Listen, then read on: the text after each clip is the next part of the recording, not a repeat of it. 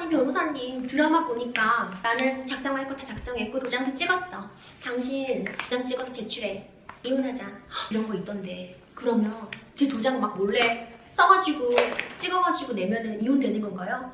변호사님 간통죄가 폐지되었다고 하는데 상간녀와 상간남을 혼내줄 수 있는 방법은 없나요? 오히려 바람피고 이혼에 책임이 있는 거는 저 사람인데 이혼을 하자고 더 길길이 날뛰더니 어이없게 저한테 이혼 소송을 제기한 거예요.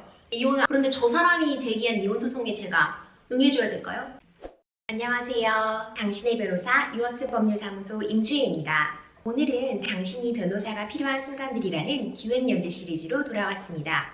첫 번째 주제는 바로 지인들로부터 가장 많이 질문을 받는 주제이자 네이버 지식인 동영상 답변 변호사로 활동하면서 올려주시는 여러분들의 질문 중 가장 많은 포션을 차지하는 질문이 바로 이혼입니다. 무거운 주제가 아닐 수 없는데요. 저도 지금 올해로 결혼한 지 9년 차, 6살 두산난 아이를 키우고 있는 엄마의 입장이다 보니 이혼 상담을 하다 보면 같이 막 화가 날 때도 있고 또 같이 막 눈물을 흘리게 되는 그런 경우도 있는데 이제 그래도 어쨌든 이혼이라는 중대한 결정을 하기로 마음을 먹으셨다면 깔끔한 이혼을 하기 위해서라면 이혼이 어떤 법적 절차를 거치는지 기본적인 사항을 숙지하고 계시는 게 매우 중요하다고 생각이 되고 또 그런 사항을 숙지하고 계셔야 올바른 변호사를 만나 본인의 권리를 보장받는데 또 유리한 고지를 선점하실 수 있기 때문에 이런 컨텐츠를 준비해보게 되었습니다. 그래서 오늘은 저와 함께 이혼에 대해서 가장 많이 물어보시는 질문 탑5를 뽑아서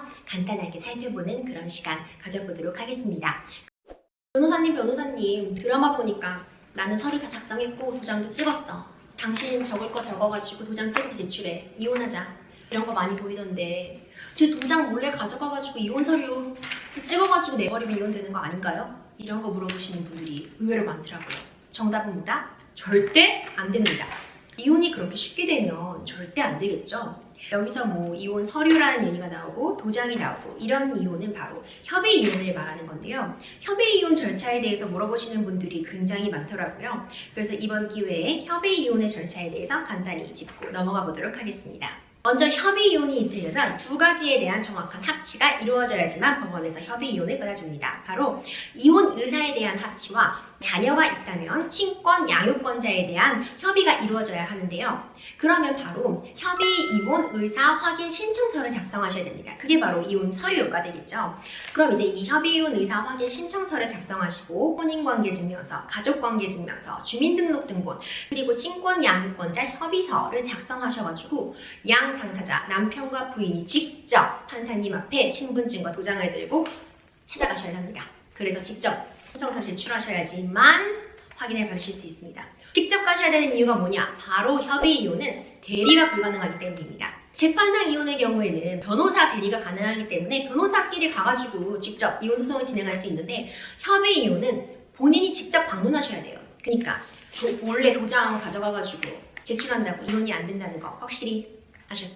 자, 그럼 이제 나머지 제도를 살펴보도록 할게요. 이런다고 이제 벌써 판사님 앞에 한 번 간다고 이혼이 되냐? 아닙니다. 아주 많은 절차가 남아 있습니다. 우리나라의 경우에는 숙려기간이라는 제도를 두고 있습니다. 미성년 자녀가 있는 경우에는 3개월이라는 숙려기간을 두고 있고 미성년 자녀가 없는 경우에는 1개월의 숙려기간을 두고 있습니다.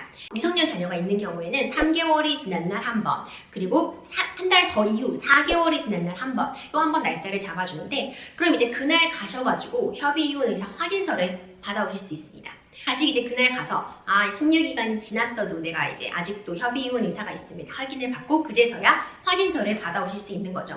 이렇게 두 번이나 이제 날짜를 잡아주시는 이유는 그래도 이렇게 힘든 절차를 거쳐왔는데 이혼 의사가 있는지 두 번은 물어보겠다 이런 뜻을 갖고 있습니다. 확인서를 받으면 그대로 이혼이 되느냐? 아닙니다. 협의 이혼 의사 확인서를 받으면 부부 양 당사자 중 일방이 3개월 이내에 또 주소지에 관할 읍면구 동사무소에 가셔가지고 이혼 신고를 하셔야지만 이혼이 됩니다. 아직도 마지막으로 한 번 더 이혼을 되돌릴 수 있는 절차가 남아 있습니다. 바로 철회인데요.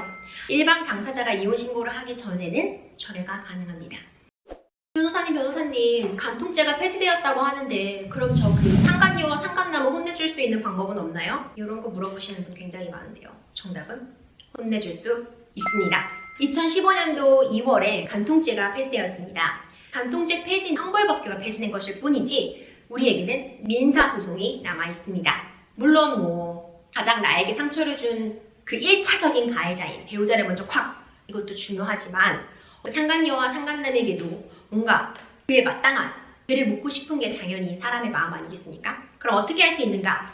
그리고 또 이런 걸 많이 물어보세요. 저는 이혼까지는 하고 싶지 않은데 이혼 소송은 하지 않고 상간녀와 상간남에게만 소송을 할 수 있는가? 그것도 가능합니다. 내 배우자와 이런 부정한 관계를 저지름으로써 나에게 이러한 정신적 손해를 끼쳤다 하면서 위자료 소송을 제기할 수 있는데, 사실 그 위자료 액수는 통상 아주 큰 액수가 나오진 않아요. 저희가 위자료 액수가 어느 정도 기준이 정해져 있다 보니까, 그렇다 해도 어느 정도 그 금전적으로 내 마음의 상처를 보상받을 수 있다면 그게 어딥니까?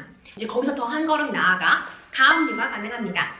주소지 알게 되면은 이제 그 부동산 등기부등본 떼보셔서 부동산에 가압류 가능하고요. 없다면 또 직장을 다니고 있으면 급여로 가압류 가능합니다. 이래서 부리가 되시면 다행인데 참 이걸 찍으면서도 참 씁쓸합니다.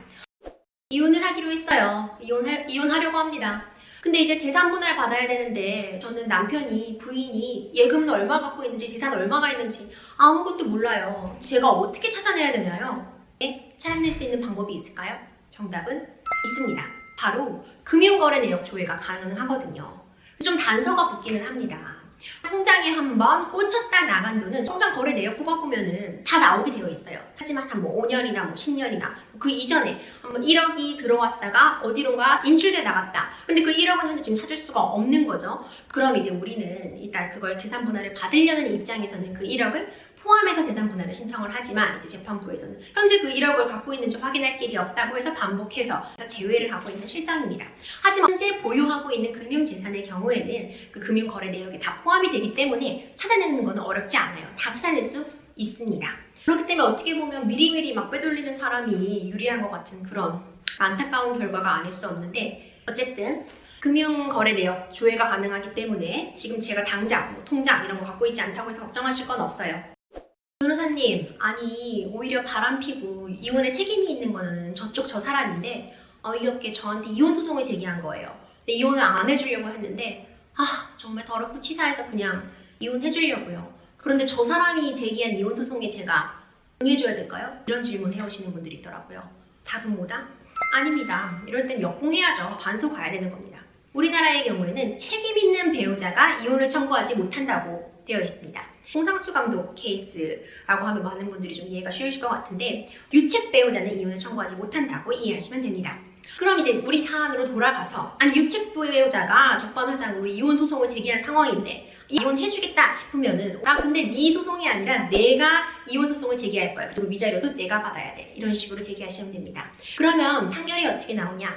본소의 이혼 청구는 기각하고 이 내가 제기한 반소에 의해서 이혼한다. 그리고 위자료도 내가 받는다.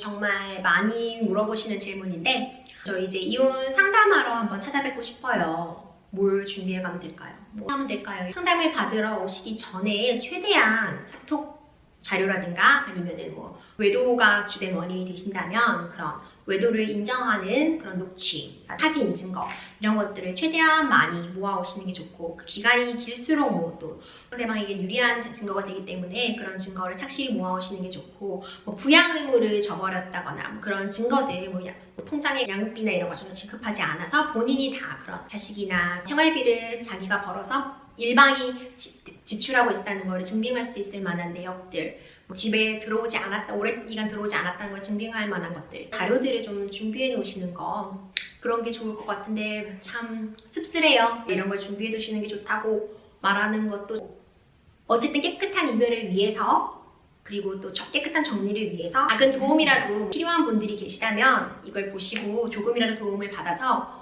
좋은 변호사님을 만나서, 꼭 유어스가 아니더라도 좋은 변호사님을 만나서 슬기롭게 지금 처하신 문제를 해결하시는데 도움이 됐으면 정말 좋겠습니다. 지금까지 유어스 법률사무소 임주혜 변호사였습니다. 다음번에도 더 질 좋은 컨텐츠로 찾아뵙도록 하겠습니다. 감사합니다.